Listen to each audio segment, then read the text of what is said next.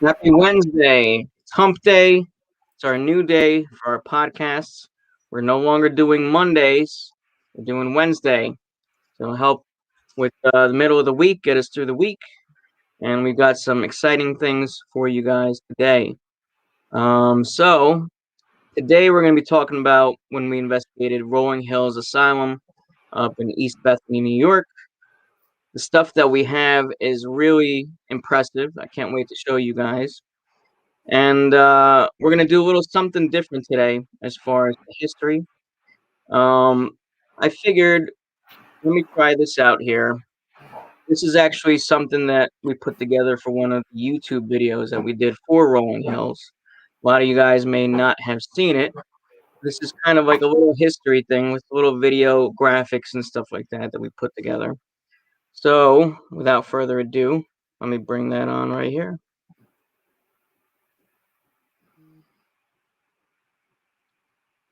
In 1826, the Genesee County Board of Supervisors met in Bethany, New York to establish an almshouse for the poor.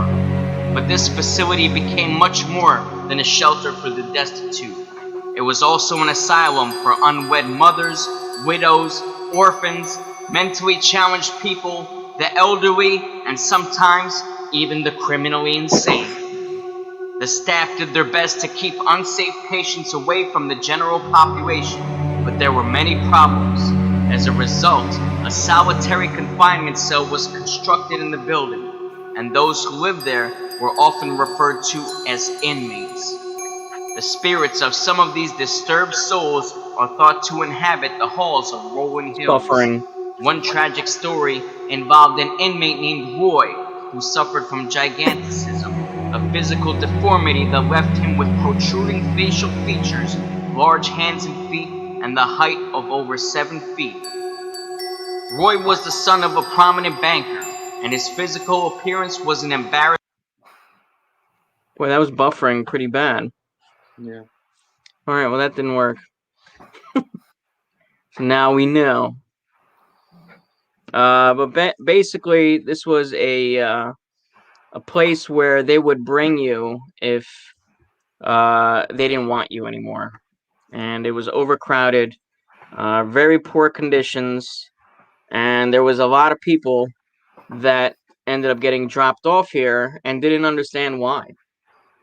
And one of the most prominent people there that passed through, his name was Roy Krause, and he is one of the main spirits at this location. And he's like 8 feet tall, and he's got giganticism, and he apparently has a love for opera music. So he's celebrated there. When it's his birthday, people bring him cards and gifts. He's got his own room, and he is extremely active. And wait till we play you some of the stuff that we got with Roy. So we're gonna go into a bunch of stuff with this investigation. The first being was that this is a location, an asylum that they've done movies and stuff with, and TV shows, very similar to like Ohio State Reformatory, where they did Shawshank. At Rolling Hills, not a lot of some of you may not know is that they filmed American Horror Story there.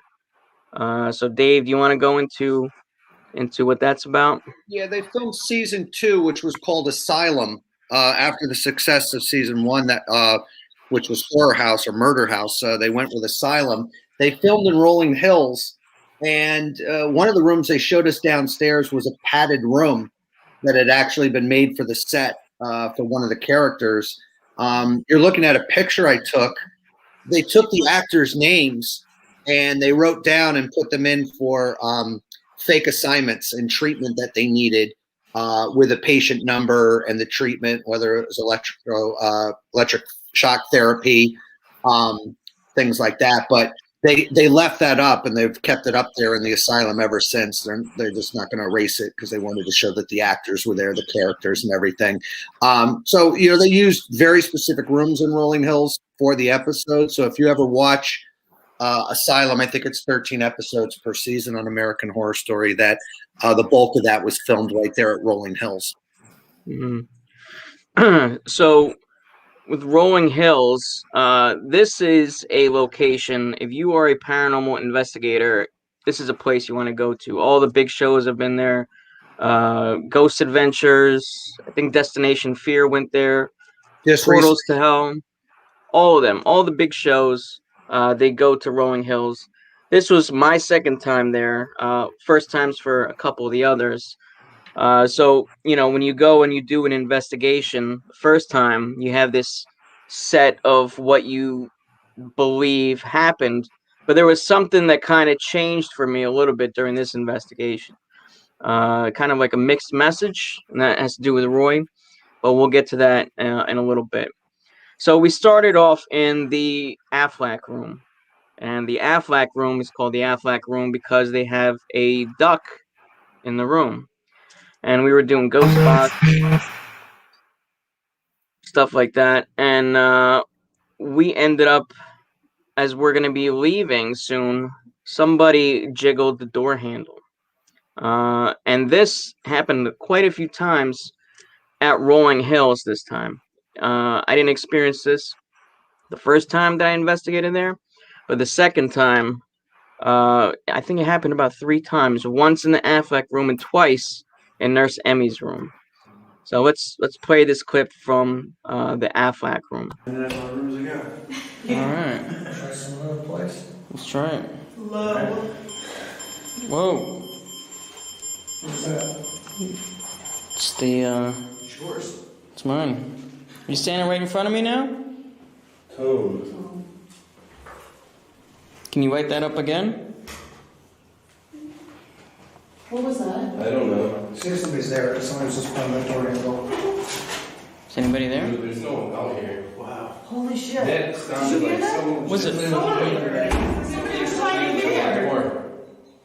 That was crazy. Someone wants was to just leave. jiggling. Holy shit. Yeah, dude, I got chills. Man, I got chills like all over my body. We said we were leaving and they were trying to open the door for us. Look at this. So yeah, I actually reached out to Denny, who was right there closest to the door, and he was filming, and I wanted to get his angle to see if maybe we could hear like the door a little better, or maybe he had it panned towards the door. I don't know, but he couldn't come up with the clip, so I can use it for this video. But still, that was. I could say in the nurse's room, both times that door jiggled loudly, we all jumped, and both times I ran over and opened the door, and there was nothing in the hallway. There was nothing there. Yep, and we're gonna play that clip now too. So let's go to Nurse Emma's room. I think we got her main message. Yeah. I just heard something. Something like literally something was right there. Yeah, that's what I Look heard. at her, she jumped. Something like I don't know, shit was something. Was touching the door. So what's like, happening yeah. in? Maybe it's the breeze. See ya. See ya. It just did it again. Oh, dude, I just got that, man. That was rough. Did you hear that? Yeah. Oh, I got chills. She She jumped gave the over message and into she my lap. wants us to leave. Yep. I think we gotta respect her. Yeah, We got her message. yeah. That's sort of intense. Yeah, she. You see me haul ass across the room Yeah. there, running that door. I knew the door was open immediately, and there was nothing there, which just floored us. Yeah. So we got a couple other things from Nurse Emma's room. Dave, you want to talk about some of the information that she gave us? Yeah, one of the things that we figured out in the back end, we knew she was upset with something in the room, and she was kind of answering over the REM pods, and she was giving yes or no's. And then we started, I don't know if we got it on the spirit box, but we got the word green. and we were like, green came up a bunch of times, and we were trying to figure out what it was. And then we realized that the paint was peeling on the walls, and the walls were blue. But if you look at the paint that was beneath it, it was green. And then I think I had asked her, and I said, "Do you want the walls to be green again?" And immediately the REM pod lit up, and like fireworks was like an immediate answer. And so we actually told the woman that was running the place, we think the nurse room. Yeah, we said we think the nurse wants the room green again. And she goes, "Well, it's not. We're renovating stuff, but her room ain't getting painted anytime soon." But duly noted. So I guess she wanted it back to the way it was. Mm-hmm. And another thing about Nurse Emma, though, or Nurse Emmy, apparently we were told that she didn't want to talk to males. So, we did some EVP work with the guys on the team. We sent the women out. And then vice versa. We had the same thing with the women. And so here's a clip I'm going to play for you guys where we're about to leave for the women to do their EVP. And everyone's leaving, and so I go to Terry and I'm giving her like ask this question, blah blah blah, and we got a confirmation that the spirits they know, they can hear us. So I think it's silly sometimes when we're on an investigation and be like, let's role play this, blah blah blah, or let's do this and see if we get a reaction, because they can hear it. So here's a little validation of that right here. Maybe you guys should go out and we should do the EVP with just the 3 girls. It's a good idea. Yeah, because on my left side over here. That's where we get contamination. All right, let's get out. Let's have the ladies. Set it up for us, and then. Yeah, I'll call you when we're ready to rewind it and listen. Yeah. Just kind of hang out in the hall or something. Yeah, please don't. Ask maybe why they not like women, men in here, so just hit that red button. When we're ready to start. Yeah. Can hear you. I got a weird. Oh my God! Look at this. Look at this. I have a weird feeling after you said that. Yeah, so I thought that was pretty cool.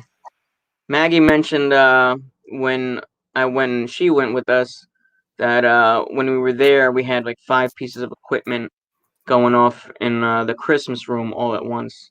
So I don't have the clip for that, but if you guys want to watch it, head over to our YouTube channel, subscribe to us, check out our Rolling Hills episode first time we were there. A lot of these guys weren't on the team at the time, but it's still a lot of pretty cool stuff on there for you guys to check out. And if you guys have any questions at all, feel free to ask them. We will all your questions. Or if you want to just say a statement, go ahead. So we'll play something here. This is this is a clip that kind of gets made fun of a little bit. This was an experiment that we tried to do. And this is down a long hallway. There's Dave's reaction. It's not the bat one, the other one. I know. Dave, do you want to mention it? Well, I guess the old adage was that if you put yourself in the wheelchair and you ask for help, that the spirit of a nurse or someone comes along and pushes the wheelchair and helps you down the hallway. Nick got in the chair and proceeded to go down the hallway in full goatee and shorts, and proceeded to ask for help in the voice of an old Ukrainian woman. And we stood down there filming, watching Nick go down the hall going, "Please help me, please, my back, help me." And we had tears coming down our cheeks because we're like, if spirits know who you are and they can see you, he clearly has a beard, he's in shorts, he's a man, and suddenly he's speaking like an old Ukrainian woman, and we couldn't figure out who he thought he was fooling. So, Nick, did you get any movement on your chair? I didn't get any movement on the chair, but I did get some EVPs. What are you doing over there, Terry? Are you passing gas? Is that why you're waving? I see smoke. I see smoke coming from you. Smoking. Did you pass gas? No. See, smoking. I'm dealing with something else at the moment too. Okay. With Fernando. right. So Fernando told me to get my stuff. Oh, okay. So I got my stuff while Fernando Right. does his thing. All right. All right. So let's play this clip here. This is it's a little comedy for you guys, but it did get us some results. We did get some EPs.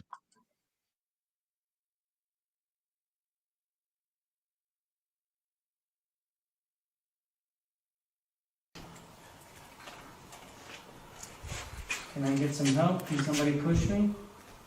It's a brand new SD card. You asking us or a ghost? Ghost? Oh. Somebody help me, please. My back hurts. Just need some help.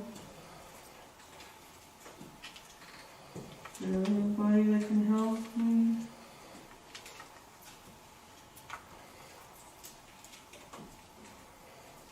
Any nurse? Any nurse here? You had to be a ghost. Help me. Nobody help us, Bishop.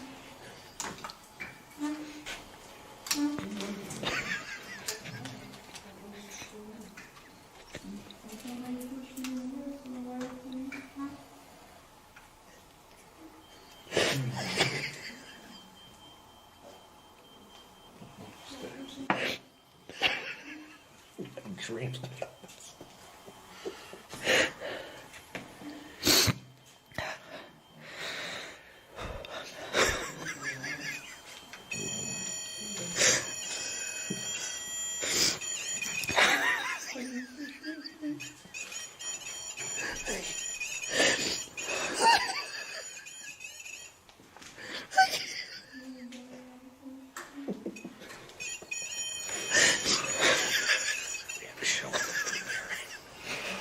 Whoa.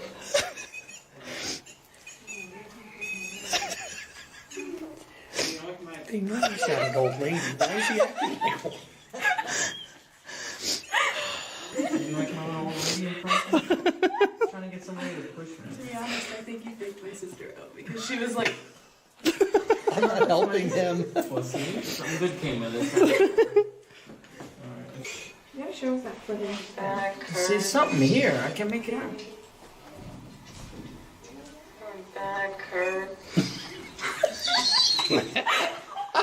I wasn't lying, okay? I wasn't lying. It hurts. It hurts a lot. When you review this camera, it's just going to be shaking and me sniffling. So get used to this look. For the sake of science. Because in about 10 years, Sound like old Mother this is your life.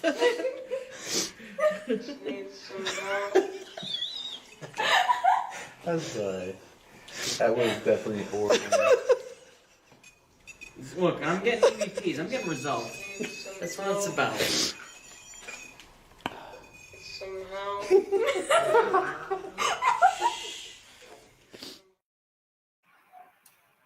I guess when you have a natural talent of sounding pathetic, sometimes it can be to an advantage, especially when you're doing an experiment like this. So, it ended up working out for us. So that was interesting. Okay, so we can go back to the seriousness. Speaking of experiments, we did do a couple of them. One of them that was probably my favorite one was in a classroom because we have a teacher with us. Mr. Dave, you want to lead us into this clip? Yeah, I didn't know there was going to be a classroom there, and when we saw the classroom, you guys immediately said, "Well, you're the teacher, Legender. Get up there." And I'm like, I don't know what to do. It looked like it was for younger kids, and I teach high school, but somebody suggested I do roll call. So I started randomly saying names in a roll call, and when we played the EVPs back, we had, I think it was a little boy who said "here." And then another kid, I think it was a girl, said he never called my name. And that was impressive. I remember going in that weekend and telling my principal at the high school at a meeting, he's like, get out. He's like, what the, to get a kid say here and get a response that said he never called my name. I just picked random names. I probably should have went with some older names. I went with more, I tried to go with like Sarah and things like that. Well, there was actually a Rolodex there. Mhm. I had to go through the footage recently, so that's Yeah. how I know. Okay. But there was a Rolodex there that had kids' names, and that's Mhm. I think what you were calling out. It was interesting because one of the names in that Rolodex was Roy, but we didn't get anything with him though. But let's go to the classroom here, and this is some pretty cool stuff. This is why Nick's teachers passed him through the next grade anyway. And he's like, get out of my class. Someday the worst Ukrainian old woman accent. Alright, let's do roll call. So call out names that aren't here and let's see what happens. Call your names, say present. Janet. Is Ashley here today? Right here. Carol. I need Cameron. If you're not here, raise your hand. Or say your name. Call your names, say present. Janet. Present. Janet. Janet. Up. Janet. Is that from here? Janet. What is that? Maybe we're in somebody's seat. Janet.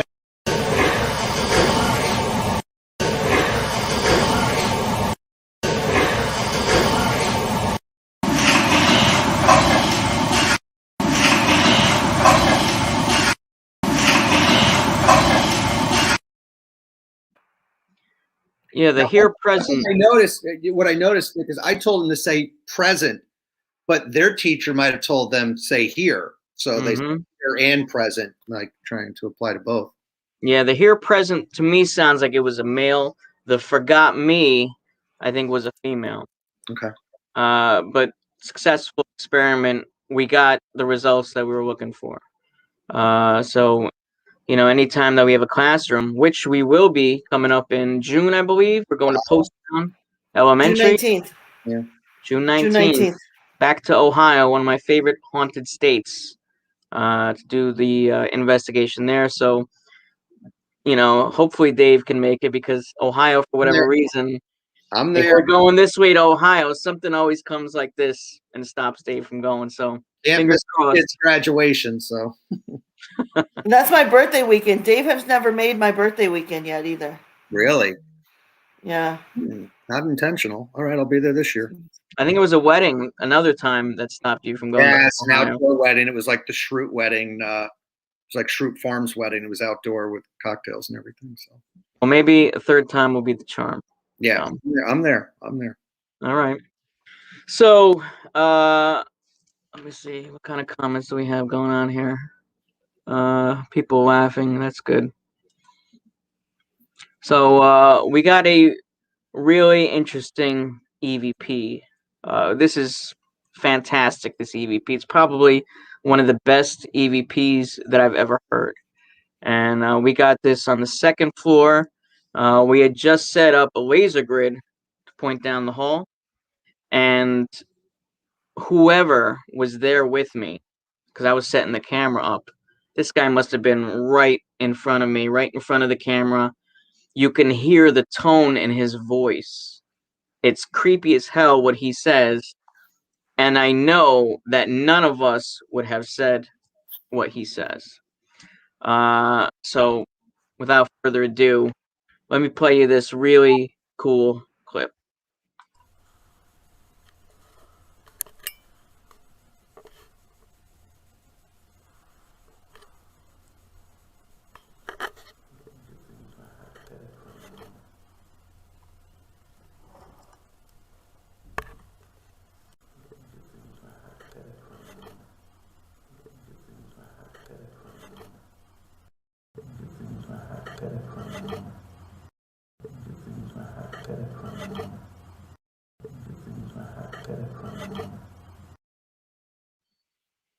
Good stuff, and you can hear like a little bit of the raspiness in his voice there. Very cool stuff. Unfortunately, the Solo X cameras sound is not their strong point, but the fact that it picked up this EVP was really impressive. So also during this investigation, Terry, Travis was a little bit off when we were doing some things there. You want to talk about that? Yeah, I didn't get a chance to look back at my notes because I've been so busy with work. But I remember, well, keep in mind that he's on the spectrum for autism with the intellectual disabilities. And at this point, I don't think we knew quite as much about his abilities, right? Yeah. He hadn't yet let us know. Mm-hmm. So this was one of the first times besides Moundsville where we met you that we've been to a darker place or somewhere where there was so much abuse. So he was off. I'm not sure if it was because of a few extra people or, with the social awkwardness that comes with the spectrum or what was going on with him. But afterwards, he kind of regressed a little bit for a few weeks as far as the autistic like behaviors, which is, I don't know if I mean, I know you see it. So occasionally I'll be like, he's playing with that paper. He's rolling up the paper. Well, So he was that, doing something with pens there. Do you remember we were at the table? Yeah. And I he don't was doing, remember. I think it was like lining up the pens or. Yeah. Which it would have been like certain autistic behaviors that he has outgrown or improved on, Mm, which is, kind of lining things up or even like ripping paper and rolling it, which he still does occasionally if we're out to dinner or it's some awkward situation for him because of the social awkwardness. That's kind of something he does to stimulate himself, which is very common with most autistic kids. But Travis has outgrown most of that. mm. And for some reason at this location, it came back and it came back hard for a few weeks before he kind of got over it again.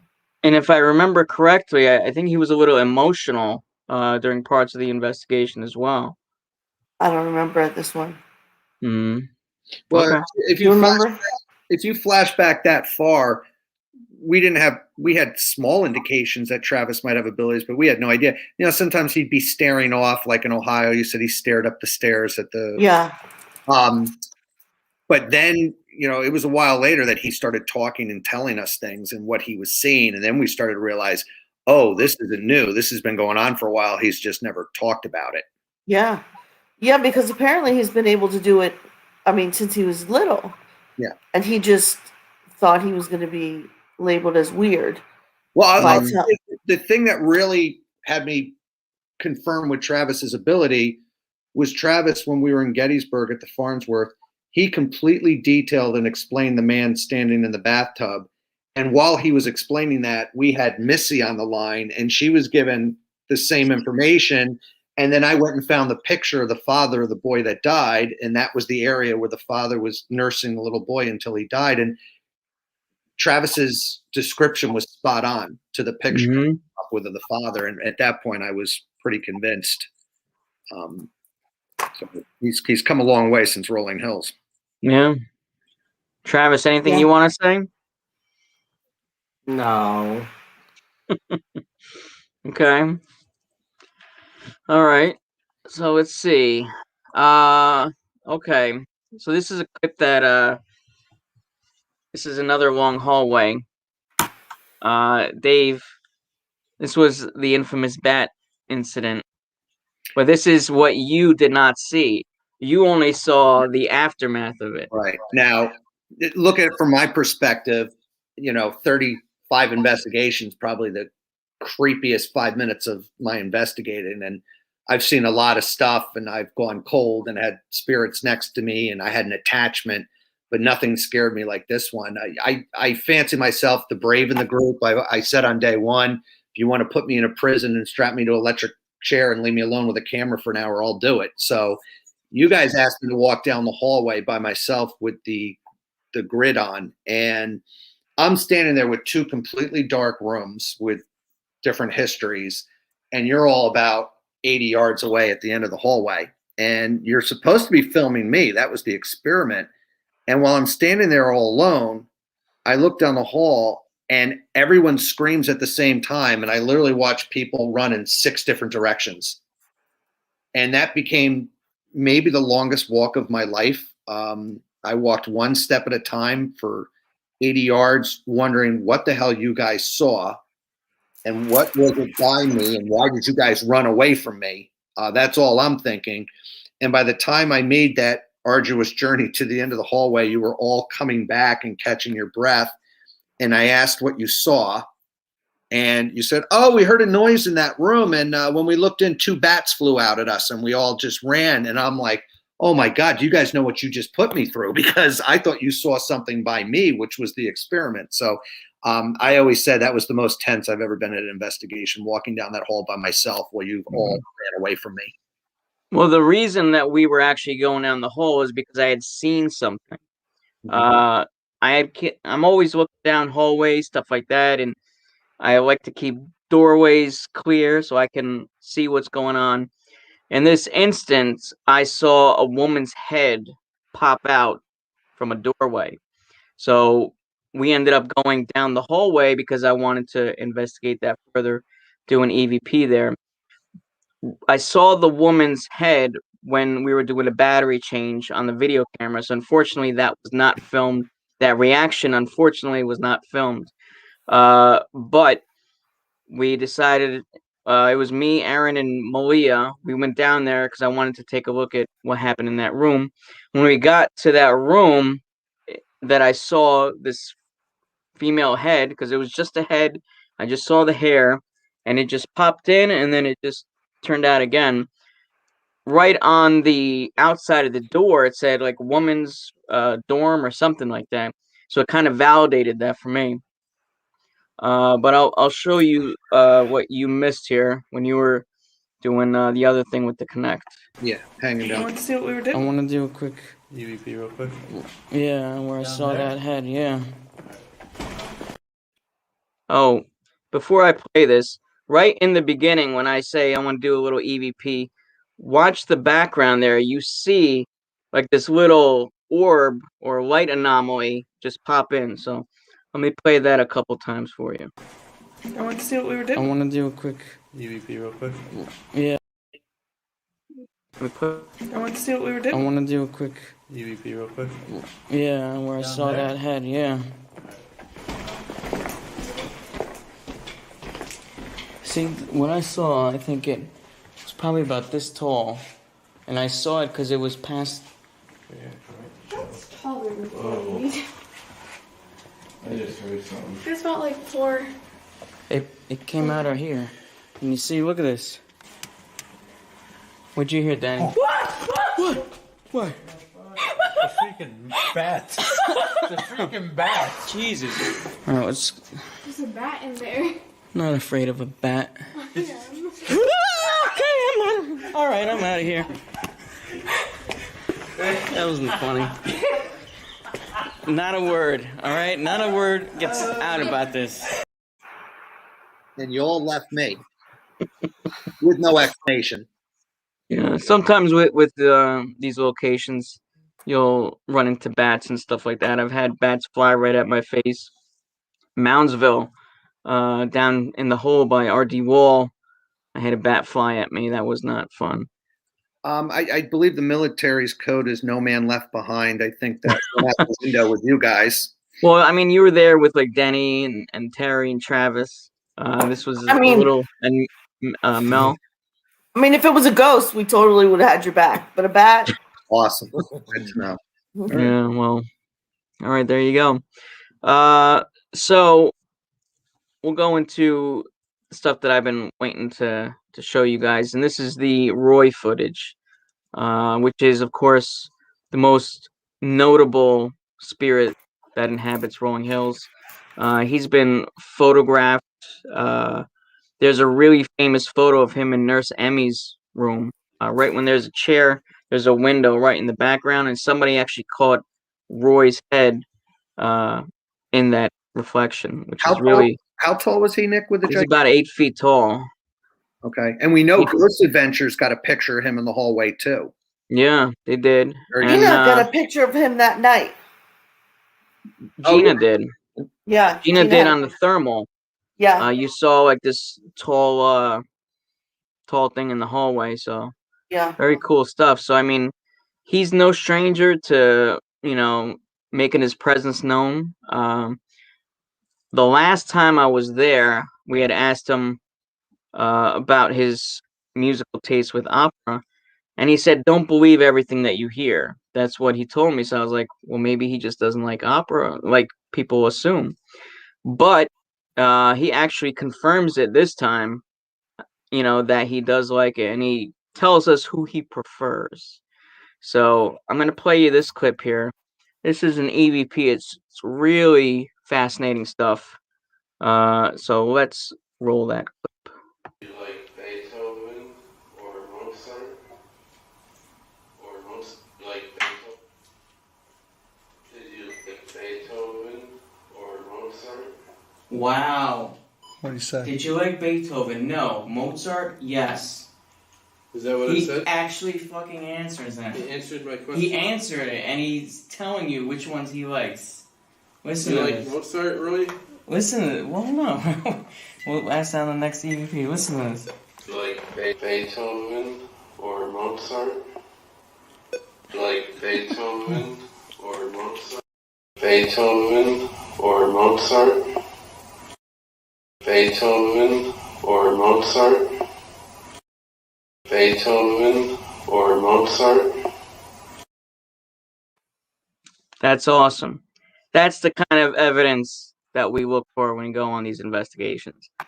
When I heard that we caught that, I was like, "This is fantastic." So I don't know if you're going further with it, but didn't we also confirm it on the REM pods when you played?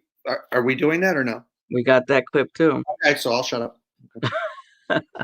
So moving forward, though, we ended up asking again, "Hey, if you like this music that we're playing for you, because we play some Mozart for him, now that we knew, light up the REM pod."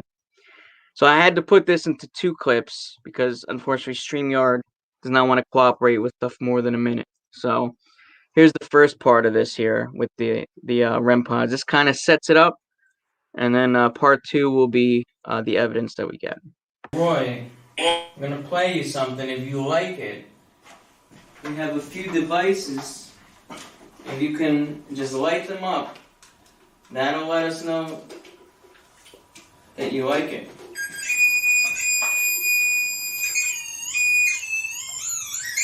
Oh, come on. Let me just scatter them over the room. So I'm gonna play this for you. And if you like what I'm playing, then please light something up. Oh, we gotta wait for an ad. Sorry, Roy. There's ads for everything. Freaking ads, man. Gotta love that. All right, here's part 2.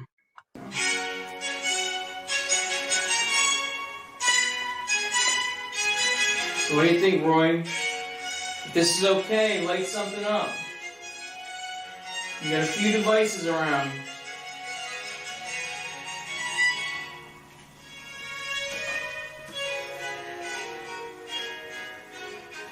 Or move the ball. Oh, snap. Holy cow, take a picture.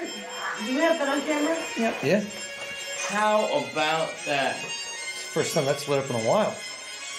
Boom. Nice job, Roy. Roy, you're doing awesome. Wait, who is this? You like Mozart? Oh man, that is awesome. This is Beethoven or something. Oh. He does not like Beethoven, he said no. Mozart was yes. Wow, thank you. Thank you for that. Now, if I remember correctly, you did play Beethoven and got no response. So we and only got responses on Mozart, and we went back and forth several times, I think. Right, and then when Mel mentions Beethoven at the end there, he stops the REM pod. Yeah. So that's great stuff. I love that we can get some sort of validation and then build on it. So that is great. Maggie says he was left there, meaning Roy, when he was a young child of 6 or 7, and he also died there. His father was a prominent banker, I believe. Is that correct? I believe I that's true. believe that's correct. And he was in his early 50s when he passed. He was actually 52 or 54, and we Yeah. went to the cemetery that he was buried at, and we did a ghost box, and we got nothing. Nothing. Now, Nothing keep at in all. mind, what was wrong with him was he had giganticism. So back in that day, they couldn't do anything about it. But in today's age, if a kid is born with this, which still happens today, it's simply a tumor in the thalamus gland of the brain, and they can remove it, and you're back to normal. So isn't it crazy how the times have changed? Mm-hmm. You know, or even that a parent would send their kid to an asylum like this just because they had something like this. Yeah. It was very common And back then. unfortunately, yep. And speaking of the cemetery, where we went to Roy's grave, we were also there because of a statue. And this is a little off topic now, A little off but I topic. wanted to. What's that? A little off topic. A little bit. Well, I mean, we're kind of done with the Yeah. Rolling Hill stuff. There's other stuff I want to get to. Like for Yeah. instance, let's talk about this This statue right here. this Tell us the statue. story. What's going on with this? So some of these trips we take up to New York are really long trips for Travis and I, as we come from 4 hours further away than you guys. So on the way to New York, we passed this really big thrift store, and Travis loves thrift stores. So as a break to get out of the car for a few minutes, we decide to go to the thrift store. And I see this angel, and I know better. Really, I know better. I see this angel, and I feel drawn to it. And I don't know any other way to explain it except for it feels like electricity. And it was just drawing me in. And I picked it up and I put it in my cart and I put it back and I walked around the store and I kept being like, I had to have it. So I paid $3.99 for it and brought it to New York. And as I was contemplating how I was going to tell you guys I bought the statue because I knew better, in my head I was just, I don't know what I was thinking. Working the courage to tell you that I bought the statue, and I feel like the statue's probably haunted. So, but anyway, we did. I told you guys, and then we did some ghost box and EVPs with the statue, right? At the hotel. Yeah, at the hotel. And we found out coincidentally because the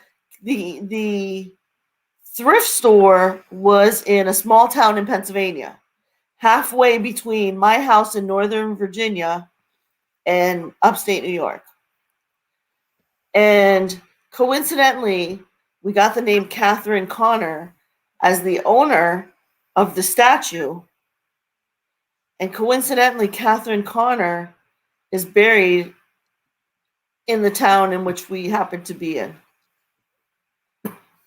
So it was quite remarkable. Now, the statue today, I've tried to get my hands on it because I still feel like I need to have the statue. But Aaron has the statue, and I'm not sure what he did with it. I haven't seen Aaron since he moved. And Aaron, of course, was on the team for, I think, a year or so? About a year, and then he had to move for work for a job in California. Right. So. But, one of the things that I noticed about our footage is we need a camera guy. Like the classroom footage, we got a great view of somebody's back. I mean, tremendous angle, everything. Would have been a lot better if Dave was in the shot versus somebody's back. I think it was Malia's back or something. I don't know. But. Yeah. Well, we know I wasn't the camera guy then. Nobody wants to hold the camera, I guess, and it's CJ's responsibility. But CJ's kind of grown into being like a legit investigator. He doesn't want to hold the camera anymore either. So we gotta figure that out. But incidentally, as I was on the East Coast Spirit Chasers Facebook page, I saw that you guys were in Gettysburg. We Why don't you were. tell us about that? So we were supposed to go to Gettysburg for an investigation. That got canceled because of everybody's schedules didn't work out. So Travis and Maggie and I decided to still go to Gettysburg. No major investigating or anything. We did a little bit, but nothing major. The first night we stayed in the 1863 Inn. We did a little bit, but nothing really. The second night we stayed at Dobbin House, which was really nice. There's a lot of stuff there. We only investigated for a few minutes because for the most part, we want to keep the major investigating with the team. So we didn't get a whole lot except for the Mel meter in Maggie's room was going ridiculously crazy. And now the way our rooms were connected, like there was a door in the middle. But Maggie's room, the Mel meter was going crazy and it went off on demand. So it's like they wanted us to let us know they were there. But as it was midnight and we said, okay, there's people sleeping. Can you turn it off, please? They would immediately turn it off. Only to, again, a few minutes later to turn it back on. Wow. So Maggie's room was definitely a hot spot. How many rooms are there to rent out at the Dobbin House? At the Dobbin House, they have quite a few. But they have 3 different buildings. Mm-hmm. So it's quite a few. It's a good place to go. And now, Dobbin House was built in the 1700s, used during the Civil War, but also used for the Underground Railroad. Interesting. So, now, did you do any of the history of the rooms that you stayed in? No, we didn't do any of that kind of research or anything. No, because I didn't want to do too much because I would like the team to be there. Yeah, but you could do it up. So I know, but we also coincidentally we went through Jenny Wade. We didn't get a whole lot there either. We only had 20 minutes on a self-guided tour because of COVID, so everything was self-guided. So we thought we could pull out some ghost box and the Mel meter and go through our self-guided tour, but we didn't get a whole lot there. I think we got some Mel meter action in the basement where her body was, but nothing more than that. But we did find a new location. Tell me. So it's outside. Oh. And so Saturday night we also went on with Gettysburg Paranormal, because that's where Travis and I used to go before we were involved with you. And so we did the schoolhouse with them, which we didn't get a whole lot at. But then it's called the Haunted Creek Bed. And you know how Steinway Avenue is right in the middle of town? Right. And then behind Steinway Avenue, there's some alleys and some just like garages. Well, back behind those garages, there's a creek bed. There's a creek, kind of it's maybe 2 inches of water that runs through it. But back during the battle, they had the soldiers laid out there, the ones who were healing, in the process of healing. The soldiers were laid out there, and then that creek flooded. So all of the soldiers got sucked into this creek down to the mill, and where they drowned or were eaten alive by hogs. So that whole area of that creek bed is haunted. Well, I can verify that after the battle, the next day when the Confederates retreated, there were heavy and severe thunderstorms. Yeah. So during those storms, the soldiers got sucked down, and they were already healing from their battle wounds, but then they drowned in the flood. So that whole area is haunted. We got some good activity out there with Maggie felt something in the woods, and then Travis verified there was a soldier in the trees. And then there was some other guys there doing some weird stuff, but they got some answers. I'm weird with dowsing rods. If I don't trust you, I don't necessarily believe you know what I mean? You have to trust the person on the dowsing rod. So whether they were or were not getting as much information as it looked like they were getting, that's to be told. But next time we go to Gettysburg as a team, we will hit up that spot. Yeah. Did you go to So- Suicide Bridge? We did not go to Suicide Bridge. I didn't feel comfortable going. Yeah. Well, the So- last couple of times it hasn't been great, and then we went that one time and people were doing some weird stuff in the woods. Yeah. We did go to Sachs Bridge. We didn't get anything. We never don't get much usually, there except for the one photo of the soldier, and that was about it. Yeah, we don't usually get much there. We went there. I put our cards around the bridge. You know how people Yeah. mark it up. I don't like the idea of marking up the bridge, even though everybody else has done it. But I put our cards around the whole bridge. Yeah. And then yeah, that's about it. It was a good weekend. You know what? It was mostly relaxing than ghost hunting. It was mostly Yeah. relaxing. So, which was our goal, There you go. just to So relax. we've got a question from Tony Plastovsky. Your team has quite a number of investigators. Can you get into the pros and cons of going into an investigation with a group of 2 or 3 as opposed to 4 or more? Wow. That is a That's great a good question. question. That's a really good question. Yeah. Brilliant. That's probably the best Yeah. question of the night. Yeah, I think so. Who wants to take that one? I mean, we've actually talked about maybe breaking up into teams, but we usually go along with whatever our numbers are there. We like to stay together for safety issues and for contamination issues, because if somebody's the floor above you and they're walking around, it can contaminate any evidence that you're producing. It really depends on what distance you can put between members of the group.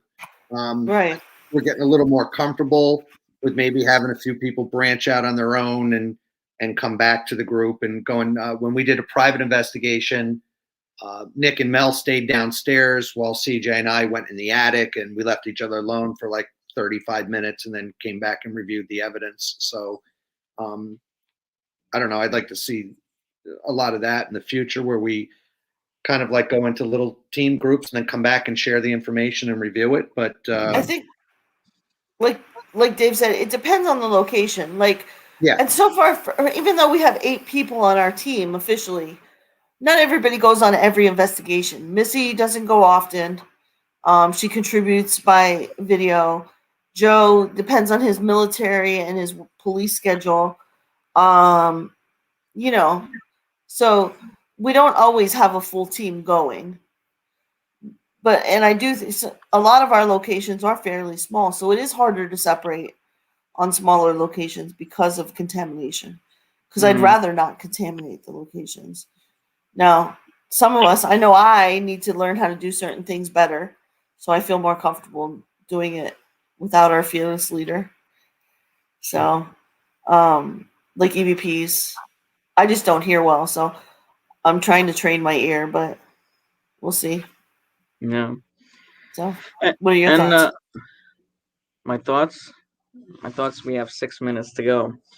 But no, I mean, the pros and cons, obviously a smaller group, I think is a little better. Because if you go into a location, it might be a little off-putting to spirits that are there, that be like, why do I have this whole room of people here? And they may not want to communicate. And we do that sometimes, where if we're in a small room, be like, all right, just the guys go in here, see what you can get, or just the girls go in here, and we'll step outside of the room. Sometimes you have to do that when you have a bigger team like we do. Big locations like a St. Albans, a Rolling Hills, a Penhurst, that's like prime locations where you can do the 2 teams, split them up, 4, and send them out on their way to do things. Also, I like doing the experiments. Sometimes a spirit may just be drawn to one of us versus an entire group. So one person may get a lot of responses on EVP and stuff like that or whatever. So we'll, have them do whatever we need, and everyone else will leave as well. So we kind of roll with the hot hand times. Yeah, and I would say another example of that is sometimes the spirit doesn't like men or doesn't like women, so Right. you might leave the women in a room to see what kind of responses they get, or vice versa. Yeah. So. Or it's a child, and they need someone to talk on a motherly child level. Hmm. You know. And Terry's always good with that, especially when we have the kid spirits and all, and she goes, "Hi, Always. sweetie." And sits Always. down on the floor, gets down And on I the sit down on the floor. floor, bend down to get at their level, regardless. Vanessa asked a question. How can you tell the difference between an angry human spirit versus something else more scary? Well, I mean, a lot of the spirits that we have, you got to remember the way that they were in life, that's the way that they're going to be in the afterlife. So there's always going to be cranky spirits. It doesn't automatically mean that they're negative. I mean, that they're, demonic or anything like that. Like, for instance, at St. Albans, we were in the boiler room and we were getting pig squeals and screams and all kinds of stuff.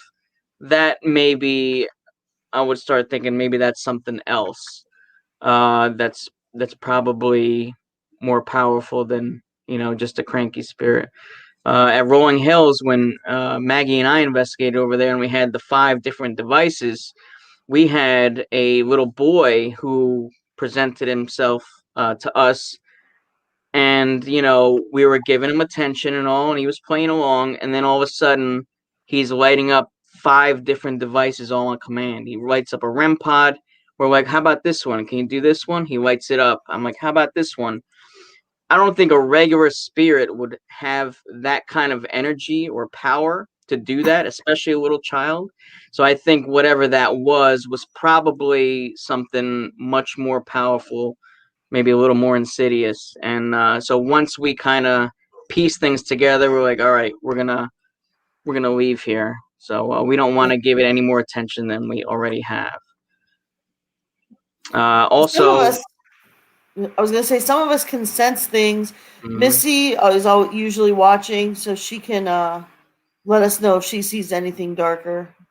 Sometimes we'll send pictures to our shaman in the middle of an investigation. Mm-hmm. Yeah. So, there's the instances where there's just really cranky spirits, and that's the majority of the stuff that we run into. The demonic stuff, it's not as common as you think, but I mean, it does exist, but we try not to deal with locations like that. So if it happens, then we don't feed into it. We'll just leave that specific area. Sometimes they stay to a certain area, like that's their spot, get out.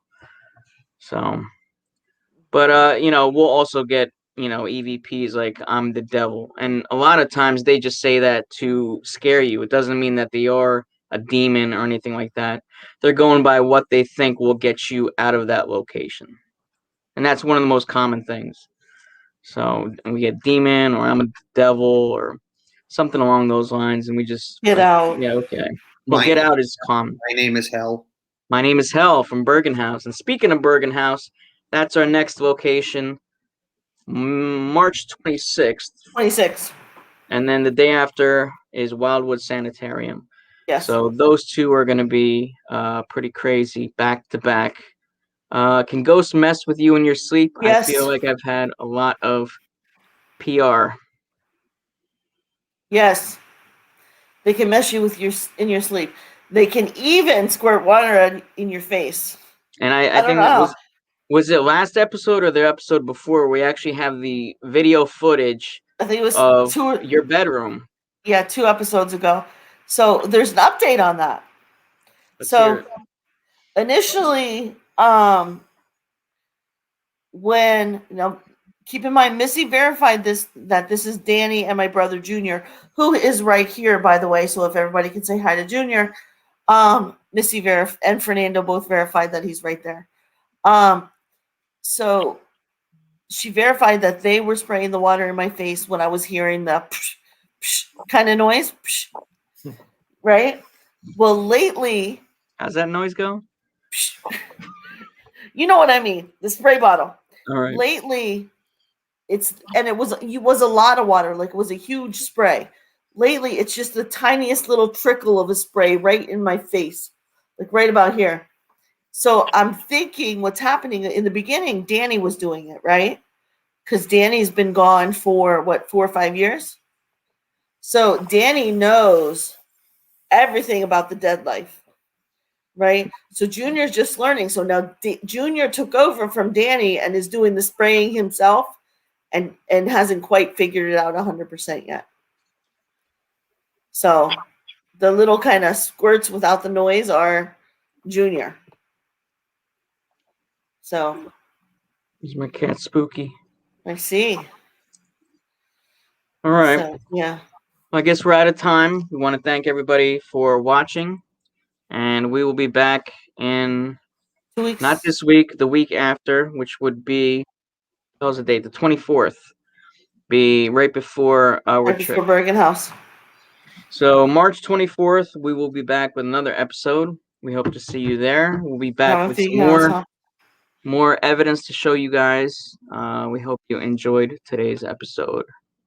Oh.